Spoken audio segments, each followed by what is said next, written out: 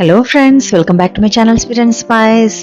விநாயகர் சதுர்த்தினாலே எல்லார் வீட்லேயும் சுண்டல், மோதகம், கொழுக்கட்டை அப்படின்னு எல்லாமே இருக்கும். கண்டிப்பாக இது எல்லாத்தையும் செஞ்சு நீங்கள் சாமிக்கு படைப்பீங்க.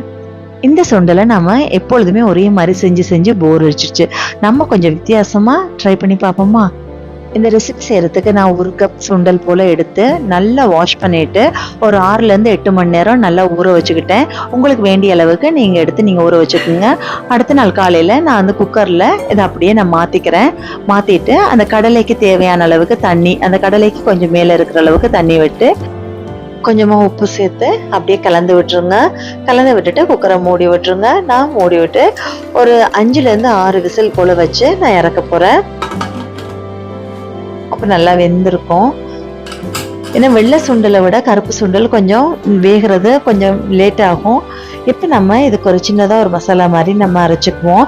நார்மலாக தேங்காய் தானே போடுவோம். இதில் வந்து நான் என்ன பண்ணுறேன், கொஞ்சமாக இஞ்சி, ஒரு 4-5 சின்ன வெங்காயம் போல் உரித்து வச்சுருக்கிறேன், ஒரு 4 பச்சை மிளகாய், கொஞ்சம் கொத்தமல்லி, தேங்காய் பூ இவ்வளோ எடுத்துருக்கிறேன். இப்போ இது எல்லாத்தையும் மிக்ஸி ஜாரில் போட்டுக்கிறேன். இஞ்சி, வெங்காயம், பச்சை மிளகாய், இந்த எடுத்து வச்ச தேங்காய், உங்களுக்கு எந்த அளவுக்கு நீங்கள் கடலை எடுத்துருக்குறீங்களோ அந்த அளவுக்கு நீங்கள் தேங்காய் உங்களுக்கு வேண்டிய அளவுக்கு எடுத்துக்கோங்க.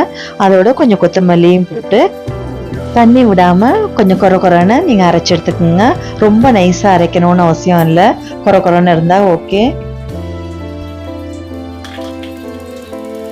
இந்த பார்த்தீங்களா, இந்த மாதிரி இருந்துச்சுன்னா போதும். நான் தண்ணி விடலை. இப்போ நம்ம அதை அப்படியே வச்சுருப்போம். இப்போ கடலை அவிஞ்சு நான் குக்கரை ஆஃப் பண்ணிட்டேன். விசிலும் அடங்கிடுச்சு. நான் இப்போ குக்கரை ஓப்பன் பண்ணுவோம். இப்போ இந்த அளவு தண்ணி இருக்குது, அந்த தண்ணி இருக்கட்டும். கடலை அவிஞ்சிடுச்சு. ஓகே, இந்த அளவு இருந்துச்சுன்னா போதும். இப்போ நம்ம இதை தாளிக்கிறதுக்கு ஒரு சட்டி ஒன்று வச்சுக்குவோம்.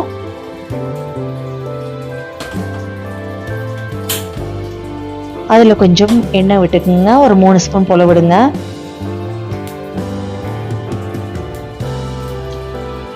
எண்ணெய் காஞ்சதும் நம்ம தாளிக்கிறதுக்கு கடுகு, உளுந்து, கடலைப்பருப்பு இதெல்லாம் போட்டுக்குவோம். காஞ்ச மிளகா ஒரு நான் 3 காஞ்ச மிளகா போல் எடுத்து அது உள்ளுக்குள்ளே இருக்க விதையெல்லாம் தட்டி போட்டு அதை கிள்ளி போட்டிருக்கிறேன். அதோட கருவேப்பிலை கொஞ்சம் போட்டுக்குவோம்.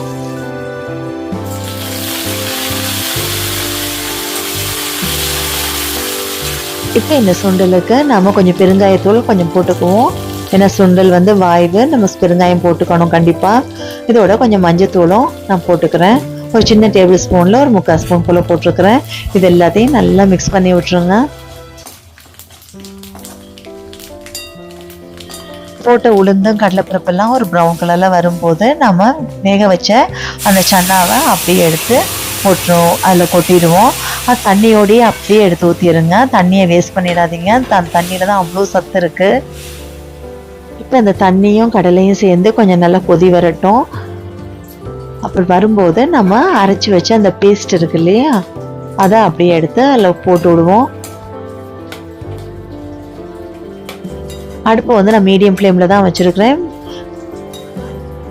இதை நல்லா அப்படியே மிக்ஸ் பண்ணி விட்டுருங்க. இது அப்படியே பொறுமையாக அப்படியே அந்த வத்தட்டும். இதெல்லாம் மிக்ஸ் ஆகி நம்ம போட்ட அந்த தேங்காய் மசாலா எல்லாம் அப்படியே மிக்ஸ் ஆகி அப்படியே அந்த தண்ணியெலாம் வத்தட்டும்.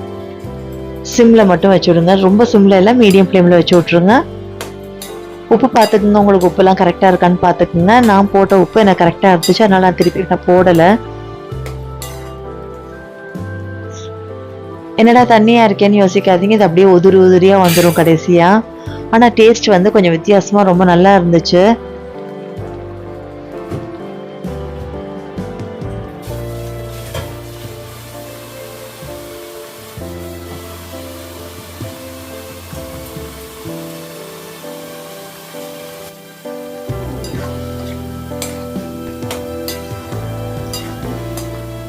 இந்த நடுவில் இருக்க கிளறி மட்டும் விட்டுருங்க. இப்போ தெரியுதா உங்களுக்கு வித்தியாசம் தெரியுதா?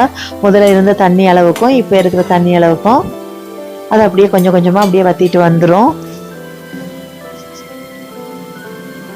இப்போ பார்த்தீங்களா எப்படி இருக்குன்னு? இது அப்படியே நான் சிம்மில் இருக்கிறனால நம்ம வந்து போக வர அப்படியே கிண்டிக்கிட்டே இருந்தீங்கன்னா உங்களுக்கு கரெக்டாக இருக்கும். ஓகே, சூப்பராகிடுச்சு. இப்போ உதிரியாக வந்துடுச்சு பார்த்தீங்களா? இது ஒரு வித்தியாசமான டேஸ்ட், உண்மையாவே ரொம்ப நல்லா இருக்குது. நீங்க ஒருக்கா ட்ரை பண்ணி பாருங்க.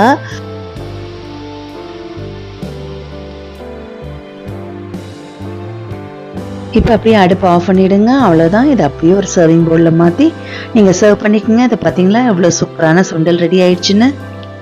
உங்களுக்கு நான் போடுற வீடியோஸ் பிடிச்சிருந்துச்சுன்னா உங்கள் ஃப்ரெண்ட்ஸ் அண்ட் ஃபேமிலிஸோட ஷேர் பண்ணிக்கோங்க. அண்ட் மறக்காமல் என்னுடைய அடுத்த வீடியோஸ் பார்க்குறதுக்கு என்னை லைக் பண்ணி சப்ஸ்கிரைபும் பண்ணிக்கோங்க.